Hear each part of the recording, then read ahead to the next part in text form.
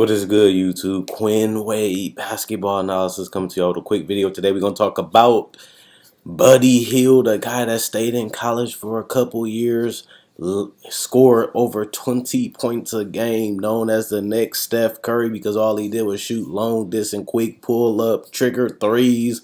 He was obviously a highly coveted player because the NBA is going to the three-point line. Everybody wants to shoot threes, including the big men. On top of that, he had a lot of coverage in NCAA. Everybody knew who he was. They had advertised him well. Going into the draft, people expected him to be a high pick, and he ended up being number 6. Sad part about it is they drafted Buddy Hield with the 6th pick, traded him away, and everybody was like, yeah, I don't know why they traded Buddy Hield. He's young. And y'all just drafted him. Y'all gave up on him too quick, but they did get an all-star player and DeMarcus Cousins to pair with Anthony Davis to build a tough duo to beat because both of them can get you 30 and 10 plus a game, and they have been in the playoffs, something that they wasn't with Buddy Hield, even though he only played a couple games in one season. But Buddy Hield has been disappointing. Obviously, we thought Buddy Hield would be better when he got traded to Sacramento. He had a little bit of hype because he did go on scoring binges where he just got hot, just like he did in Oklahoma. The only thing that was different was he did it more consistent in college than he did in the NBA. He had a little hot stretch to end the season, and this year we expected bigger things because of that hot stretch and because the way he closed out that season and he got his jump shot going. Obviously, coming into the season with the hype, he started 12 games since, and he played 38 games this season, and his field goal percentage is down to 43%. His three-point percentage is up to 45%, but he's shooting less threes. Obviously, he's not shooting that many free throws because he's more of a jump shooter, even though he did work on his inside game and getting to the paint. You still have him at 89%. But like I said, he only shooting one free throw a game, so you can't really put too much stock into that because he's not getting to the free throw line a lot. 3 rebounds, 1 assist, and 12 points a game. But the thing about it is we expected more out of Buddy Hield, and we thought that this guy was the next Steph Curry. Steph Curry is an NBA champion 2 times over. He's an MVP of the league, and when he played at Davidson for a couple of years, we've seen potential, and obviously Steph Curry has become better than what a lot of people had predicted because some people thought he would be okay. He doesn't have the athleticism. He doesn't have the quickness. All he can do is shoot jumpers, and obviously he averaged 30 on 50 and 40 and 90 from the free throw line. So the guy became an elite scorer, elite sniper, the best shooter ever, and one of the best three-point shooters in NBA history. And his game did end up translating better than what we thought. Nobody that I know ever said that Steph Curry was going to be an MVP. He was going to lead a team to a championship. He might not have won Finals MVP, but he was the best team on that Golden State team in 2015. Obviously, it's debatable in a last championship with Kevin Durant, who's better, KD or Steph, but he still was able to be on that roster and get to the finals again, and everybody predicted the Warriors to win another championship. But Buddy Hield had destroyed people in college. The guy was unstoppable. If he got a jump shot, if he got the 3 ball, it was over. And it did not translate so far in the league. The coaches has a little leash on him. They don't really let him play his game a lot. He's not a great defender, even though we never thought he was anyway. But that might be the direction he needs to go to be a 3-and-D guy. He is 6'4", so he is a little shorter because usually shooting guards are 6'5" and higher. You do got some that's around 6'5" and 6'4" that is shooting guards that's playing in the league today. So he's not really undersized, but a lot of the guards are bigger nowadays compared to a couple years ago. But I like Buddy Hield. I think he still has some talent left in him. Obviously, in Sacramento, they're rebuilding, so you would think that he'd get a lot of minutes. You think that he'd get a lot of touches because it's a bad team. Plus, they want to build around young players like Fox, like Labissiere, like Willie Cauley-Stein, and Buddy Hield, and other players. But instead, they brought in Zach Randolph, Vince Carter, and George Hill, and that takes away touches and takes away minutes from the young players. And you got to credit that into it, too. He gets less touches. in general than he did when his first season with Sacramento. And his touches actually don't show you the whole story because he got started off low, then he kept getting higher and higher in touches. But the numbers don't show that. Like people know the numbers can lie a little bit if you don't really know or watch the game. You still got to have the eye test. But and I think the same thing about Trae Young. He's a guy just like Jimmer, just like Buddy, that they rely so much on a jump shot. And the jump shot is, to me, I played basketball. The jump shot to me was the hardest shot in the game, especially the three-point shot. The three-point shot is the hardest shot in the game. That's why when you look at field goal percentage, your field goal percentage should be higher than your three-point percentage. Your three-point percentage is supposed to be 36% or higher because that's how difficult it is to make threes on a regular basis. Not too many people can shoot 50% from three, but they can shoot over 50% from the field, like Steph, like KD. These are some of the in Clay. These are some of the best three-point shooters in NBA history, and they can't shoot 50% from three. That's how hard it is to shoot threes in the NBA, especially when they contest it, and especially because it's a long shot that you got to shoot soft and far, but still be strong enough to get it further enough to go in the basket. But you still got to have that little soft touch so it don't roll out or clank. But Buddy Hield has disappointed.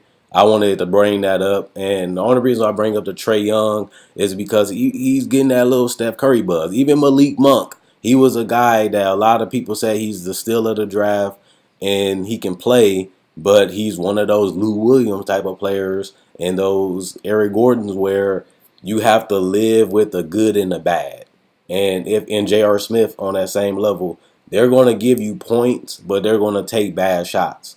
They're going to give you production, but it might not be the most efficient. Some games they might be hot. Some days they might be cold. And Buddy is going into that. Only reason I bring up Trae Young because he uses the jump shot a lot. And you have to be explosive a little bit. You have to have good footwork. You have to have a quick release in the NBA because people are more quicker. They close out a lot faster. And you don't have as much space because of the athleticism and their ability to recover. So it's hard to predict shooters coming into the league. Like I said about Monk, even Jimmer Fredette was known as a three-point specialist, and he's lighting it up overseas. But he struggled in the NBA, and he's known as a shooter. Even Adam Morrison, a shooter, you have to have more. You have to have more weapons, and you have to be able to make shots consistently, night in and night out. And if you can't, the coach is going to bench you because of shot selection. You're not helping the team win. A lot of these players don't make the teammates around them better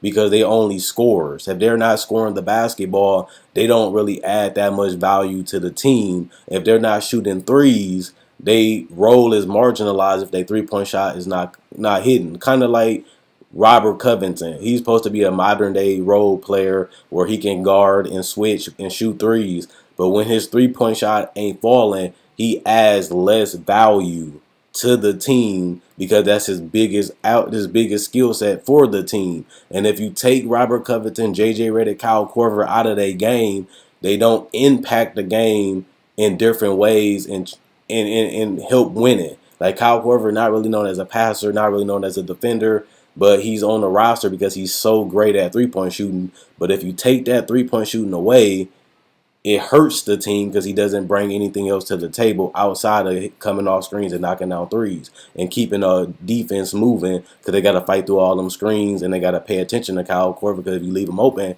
he has that skill set of being the knockdown three-point shooter and mid-range shooter. So I just wanted to let you guys know that I'm a little disappointed in Buddy Hield. I was one of the people that seen how he played in Sacramento and thought that he was in for a big year, and it ended up being false. He ended up being just a solid player off the bench, a solid starter, and he's not a defensive guy. He's not the best playmaker. He's just more of a shooter, and if he is not shooting the ball, he doesn't impact the game in different ways, and that hurts his value. That hurts his minutes on the court because you're going to go with more multi-skill set players that can do more than what Buddy Hield can bring to the table. And that could help, like you starting to see, he's getting less minutes than he did last year.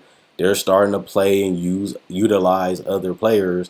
And Buddy Hield minutes has been going down, and he's not starting anymore because it's for the betterment of the team, whether we like it or not. I'm not going to give up on him just yet because he does have a knack for scoring. He does know how to get hot. He can impact a game just like J.R. Smith. He's still starting. You have players like Lou Williams that some people need his aggressiveness. They need him to be aggressive. I mean, they need him to knock down shots. They need him to put pressure on the defense. Same with Eric Gordon. They need him to come off the bench, knock down threes, open up the game for everybody else with his floor spacing, get to the paint, get some layups. A lot of these teams need these type of players to come off that bench or play in that starting lineup and knock down shots. But you're going to get the good with the bad, and some coaches learned how to live with that. Kind of like Manu Ginobili and Greg Popovich. He said, I tried to coach him, then I had to let Manu be Manu.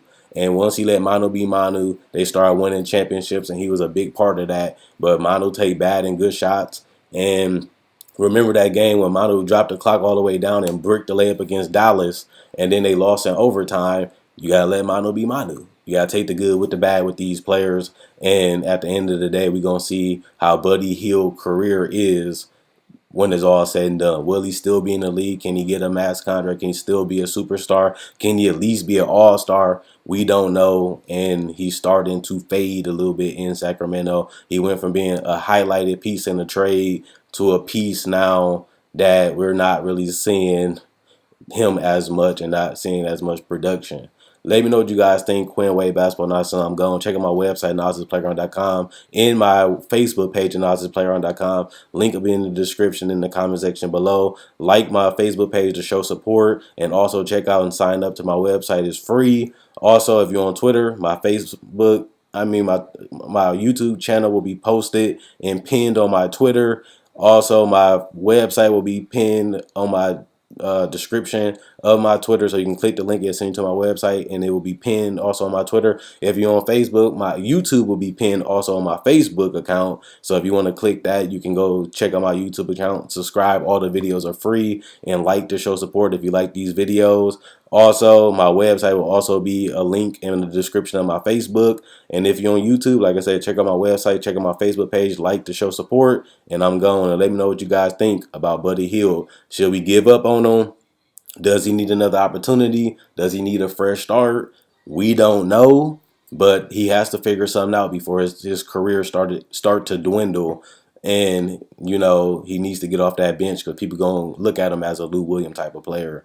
And that's not where you want to be. You want to be a starter, and you want to make an impact on a championship team. But also being Lou Williams ain't bad because he's still in the league.